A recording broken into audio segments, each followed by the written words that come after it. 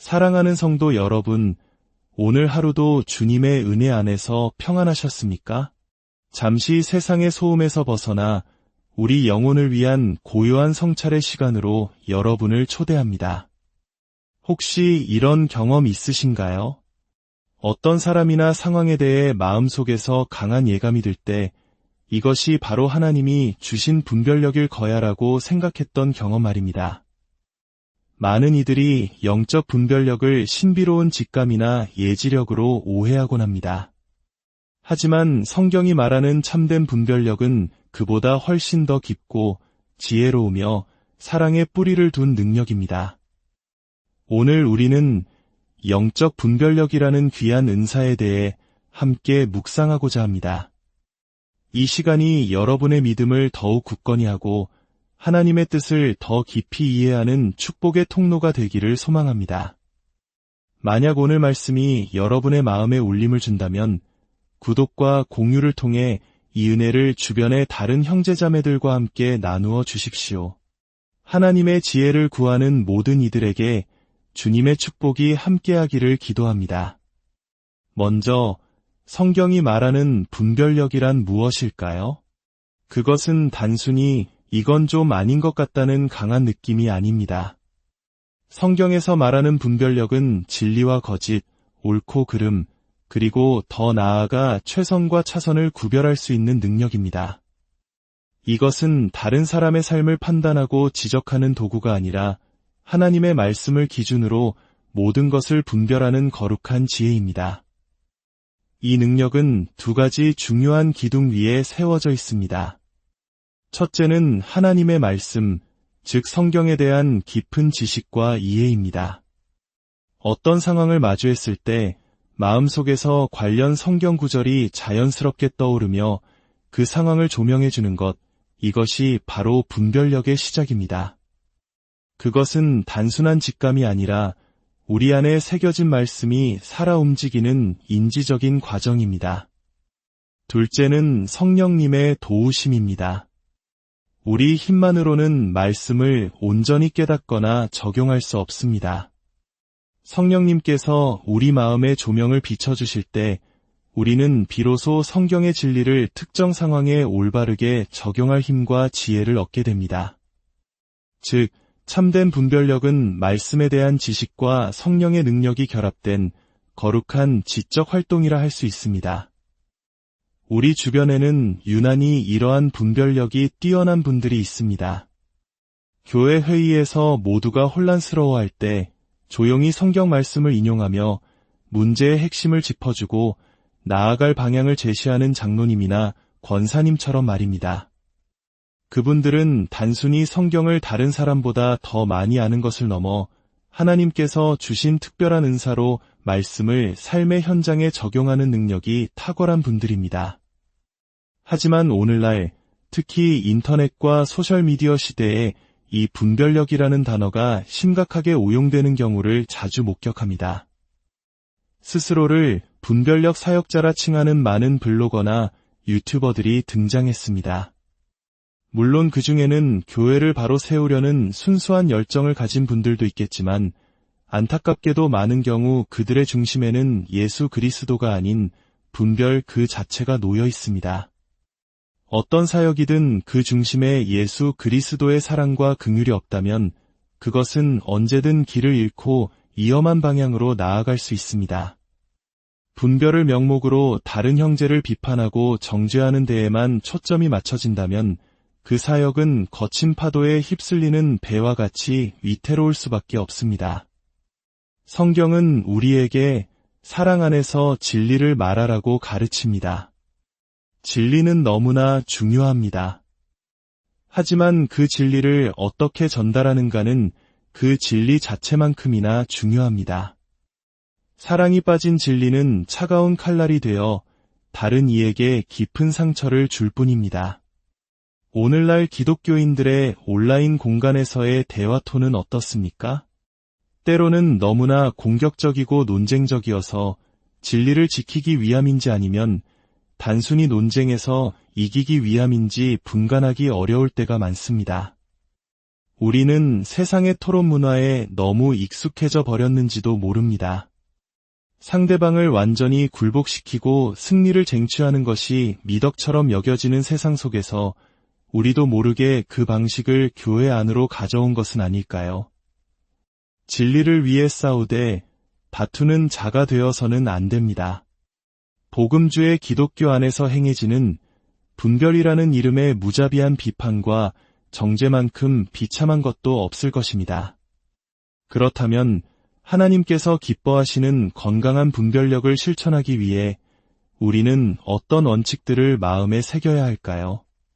첫째, 내가 지금 누구에 대해 이야기하고 있는지 생각해야 합니다. 상대방이 수십 년간 신실하게 말씀을 전해온 형제자매입니까? 아니면 복음의 핵심을 왜곡하는 명백한 이단입니까? 단지 마음에 들지 않는 단어를 사용했다거나 신학적으로 논쟁의 여지가 있는 C.S. 루이스의 말을 인용했다는 이유만으로 한순간에 그를 믿음의 캠프 밖으로 내쫓는 것은 과연 옳은 일일까요? 우리는 예수 그리스도께서 피로 값주고 사신 형제자매를 대할 때 최대한의 존중과 온유함으로 대해야 합니다. 아버지가 우리를 사랑하시는 것과 똑같은 사랑으로 그들을 사랑하신다는 사실을 기억해야 합니다. 둘째, 무엇에 대해 이야기하고 있는지 분별해야 합니다.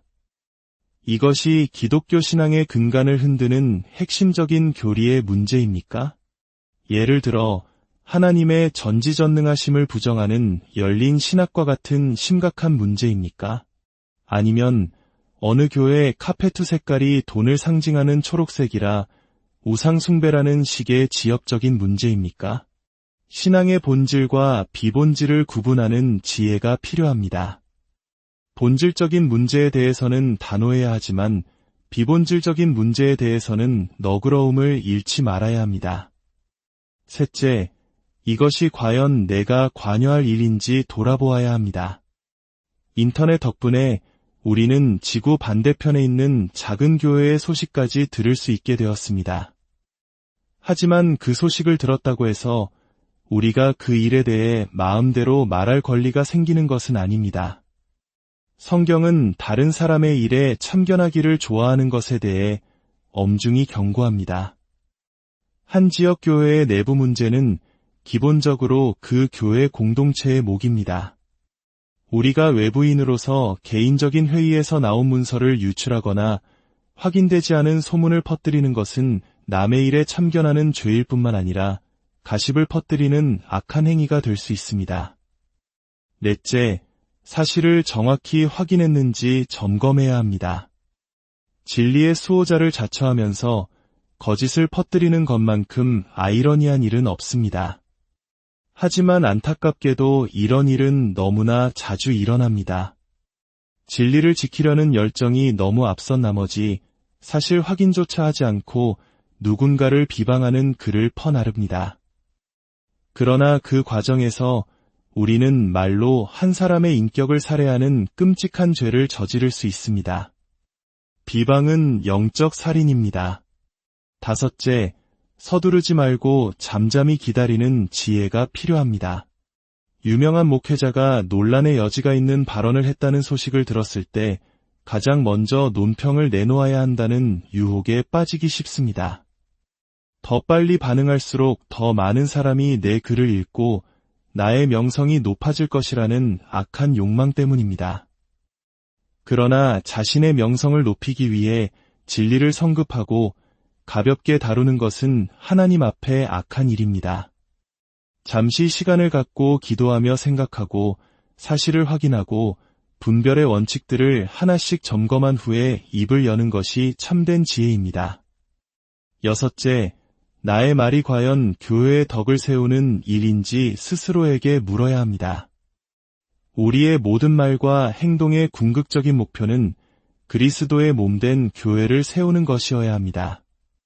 단순히 악을 지적하고 경고하는 것을 넘어 성도들이 경건한 삶을 살도록 훈련하고 거룩한 성품으로 성장하도록 돕는 것이 우리의 진정한 사명입니다. 내가 하려는 말이 과연 그 목표에 기여합니까? 아니면 그저 다른 사람들이 이미 다 하는 말을 반복하며 분열과 상처만 남길 뿐입니까? 사랑하는 성도 여러분, 참된 분별력으로 나아가는 가장 확실한 길은 무엇일까요? 그것은 위조지폐 감별사의 훈련법과 같습니다. 위조지폐 전문가는 온갖 종류의 가짜 돈을 연구하지 않습니다. 그들은 오직 진짜 돈을 손에 닳도록 만지고, 보고, 느끼며 진짜에 대한 완벽한 전문가가 됩니다. 그러면 아주 미세한 차이만으로도 가짜를 즉시 알아챌 수 있게 됩니다. 마찬가지로 영적 분별력을 키우는 가장 좋은 방법은 온갖 이단 사설을 연구하는 것이 아니라 진리 그 자체이신 예수 그리스도와 그분의 말씀을 깊이 묵상하고 연구하는 것입니다. 빛을 더 깊이 알수록 어둠은 더욱 선명하게 드러나는 법입니다. 우리가 진리의 말씀으로 충만해질 때 거짓된 가르침은 자연스럽게 분별될 것입니다. 물론 번영신학이나 열린신학과 같은 주요한 거짓 가르침에 대한 기본적인 지식을 갖는 것은 유익할 수 있습니다. 그러나 우리의 주된 초점은 언제나 진리를 아는 것, 진리의 사람이 되는 것이어야 합니다. 오늘 나눈 말씀을 통해 우리의 분별력이 더욱 날카로워지되 그 칼날이 다른 이를 향한 공격이 아닌 우리 자신을 깎고 다듬어 주님을 닮아가는 거룩한 도구가 되기를 소망합니다. 분별은 사랑과 겸손이라는 옷을 입을 때 비로소 가장 빛나는 은사가 됩니다. 주님의 평안이 이 말씀을 듣는 모든 분들의 삶과 가정에 가득하기를 간절히 기도합니다.